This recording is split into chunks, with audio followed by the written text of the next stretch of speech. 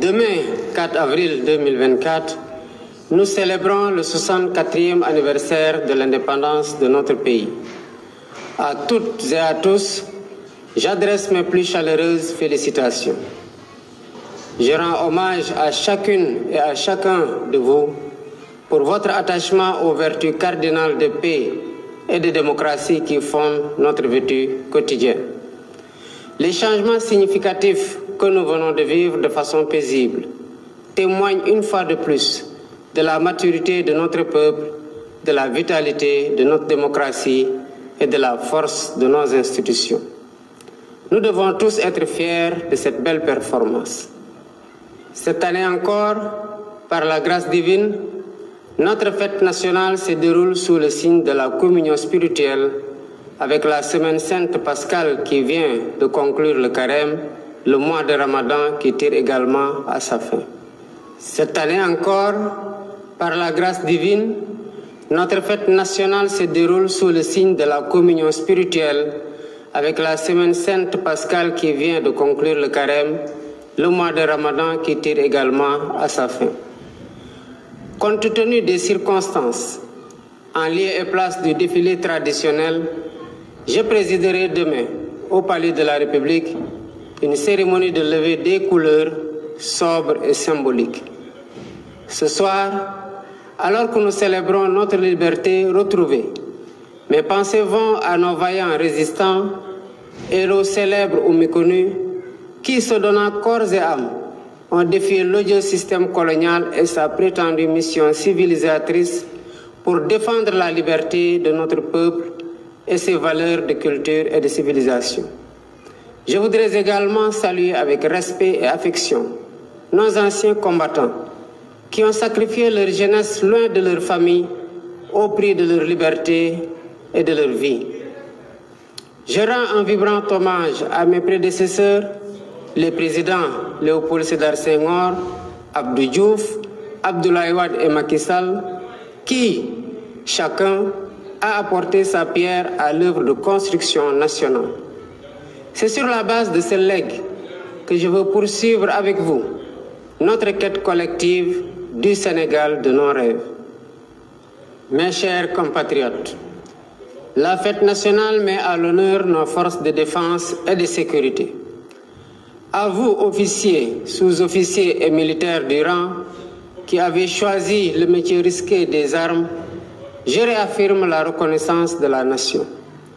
Je vous exprime ma fierté, mon soutien et mon entière confiance dans vos missions au service de la patrie, de la paix en Afrique et dans le monde. Je salue la mémoire de nos djambars tombés au champ d'honneur et souhaite prompt rétablissement aux blessés. L'État restera toujours solidaire de leur famille avec soin et compassion. Le thème de cette édition, les forces armées au cœur de la cohésion nationale, nous interpelle par son actualité et sa pertinence. Il nous rappelle qu'au-delà du cérémonial, la fête nationale est surtout l'occasion d'une introspection individuelle et collective sur notre commun vouloir de vie commune. Nos forces de défense et de sécurité, sous le concept armée-nation, symbolisant la diversité et la cohésion de leurs composantes socioculturelles, nous offrent un bel exemple de ce que doit être le vivre ensemble sénégalais. En tant que chef suprême des armées et garant de l'unité nationale, je suis déterminé à préserver notre vivre ensemble, hérité de nos ancêtres, parce que nous n'avons qu'une seule patrie, le Sénégal, notre abri commun, que nous aimons tous, qui ne commence pas par nous et ne finit pas avec nous. Dans cet esprit, mon rôle, et je l'assume pleinement, est de tendre la main à toutes et à tous pour rassembler, rassurer, apaiser et réconcilier afin de conforter la paix, la sécurité et la stabilité indispensables au développement économique et social de notre pays. De l'Est à l'Ouest, du Nord au Sud, je souhaite que notre cher Sénégal reste uni et indivisible, en paix, en harmonie avec notre devise nationale, un peuple, un but, une foi. Nous le devons à nous-mêmes, Nous le devons à nos enfants. Nous le devons aux générations futures. C'est pourquoi notre vibrante jeunesse, cœur battant de la nation, restera au centre de mes préoccupations. Chers jeunes du Sénégal, je fais mien vos rêves, vos aspirations et vos ambitions légitimes de réussir pour être utile à vous-même, à vos familles, à vos communautés et à votre pays. L'éducation, la formation au métier, l'emploi, l'entrepreneuriat des jeunes et des femmes restent des défis majeurs à relever. J'en ferai une priorité élevée des politiques publiques en concertation avec le secteur privé. Nous devons à cet effet revisiter les mécanismes existants, les améliorer et les rationaliser afin qu'ils répondent mieux aux besoins d'emploi et autres activités génératrices de revenus pour les jeunes. Pour encourager la création d'emplois, je compte m'appuyer sur un secteur privé fort parce que soutenu par l'État. Sur la base de nos besoins prioritaires, nous travaillerons ensemble pour endogéniser notre économie. Bien entendu, le secteur privé international aura son plein rôle à tenir. Les Sénégalais sont braves, mais ils sont fatigués et attendent de nous des solutions contre la vie chère. La question du coût de la vie me préoccupe particulièrement et retient toute mon attention. Dans les jours à venir, des mesures fortes seront prises dans ce sens, après les concertations que j'entreprendrai avec les acteurs concernés. Mes chers compatriotes, de l'indépendance à nos jours, notre système politico-institutionnel et judiciaire a vécu bien des péripéties, les unes plus heureuses que les autres. 64 ans après, le moment me semble venu de tirer les leçons de nos réussites et de nos échecs pour une gouvernance publique plus moderne, plus républicaine et plus respectueuse des droits humains. C'est pourquoi, après avoir démissionné de mon poste de secrétaire général de PASTEF Les Patriotes, pour ainsi me mettre au-dessus de la mêlée, je convoquerai de larges concertations avec la classe politique et la société civile sur la réforme du système électoral notamment, le remplacement de la Sénat par une commission électorale nationale indépendante avec un renforcement de ses moyens de fonctionnement et de ses prérogatives, la rationalisation du nombre de partis politiques ainsi que leur financement, l'inscription sur le fichier électoral concomitamment à la délivrance de la pièce nationale d'identité. Par ailleurs, pour redorer le blason de la justice, lui redonner le prix qu'elle mérite et la réconcilier avec le peuple au nom duquel elle est rendue, j'entends organiser des assises regroupant les professions du métier, magistrats, avocats, huissiers, greffiers et autres auxiliaires de justice, les professeurs d'université et les citoyens pour identifier des pistes de solutions aux problèmes de la justice.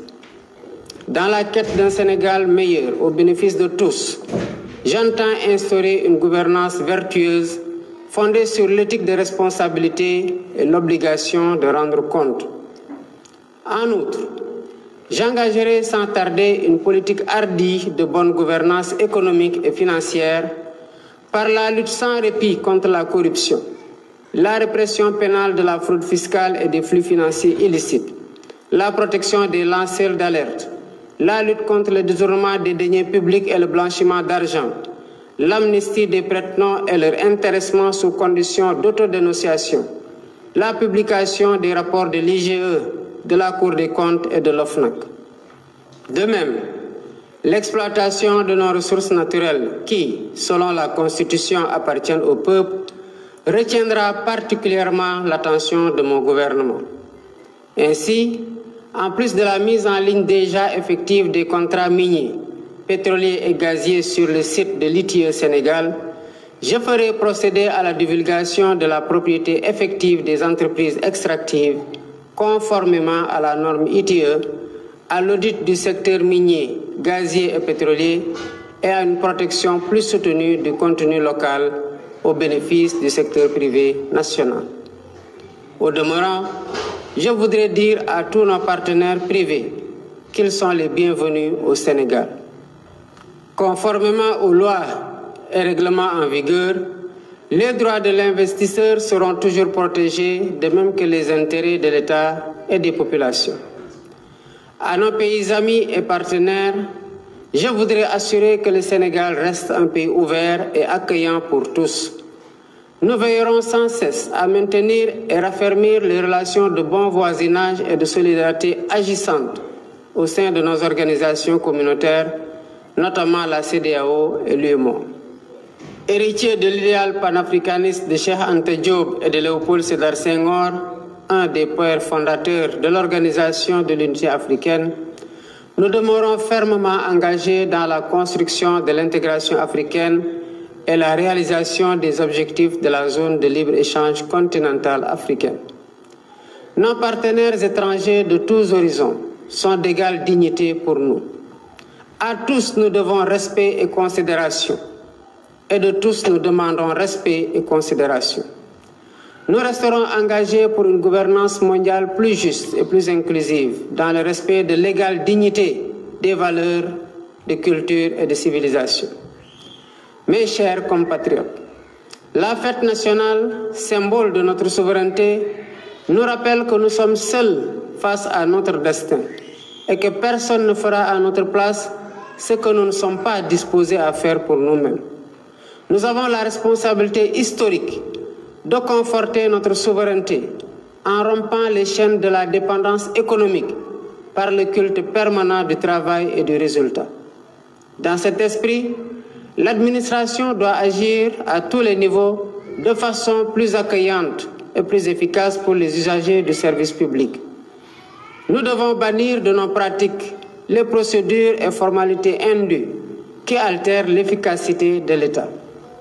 Dans cet objectif, j'entends investir massivement dans la digitalisation des services et des procédures administratives.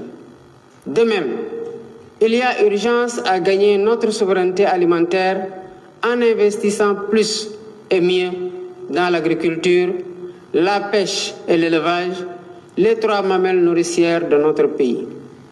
Je tiens particulièrement à ce que les subventions substantielles dépensées chaque année dans la campagne agricole bénéficient aux véritables producteurs et non à des acteurs intermédiaires. En définitive, mes chers compatriotes, l'indépendance que nous célébrons demain est certes un événement festif, mais aussi et surtout un test de résilience et de grandeur pour la nation. Notre mérite et notre honneur, c'est de réussir l'épreuve en affichant une confiance résolue en nous-mêmes pour vaincre nos peurs et nos doutes, surmonter les obstacles devant nous et poursuivre ensemble notre marche solidaire vers notre destin commun, main dans la main, épaule contre épaule. C'est à cela que je vous invite dans la communion des cœurs et des esprits. Vive le Sénégal en paix et en sécurité, unis, libres et prospères.